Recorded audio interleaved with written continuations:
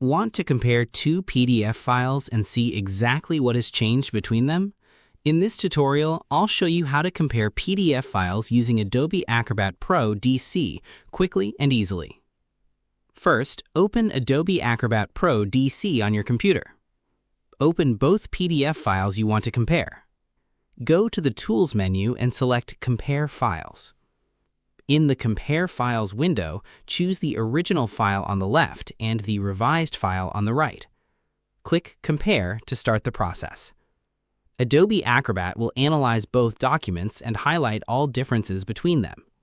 Once the comparison is complete, review the report to see added, deleted, or modified content. You can click through the highlighted changes to inspect each difference in detail. Finally, save or export the comparison report if needed. And that's it. You've successfully compared two PDF files using Adobe Acrobat Pro DC.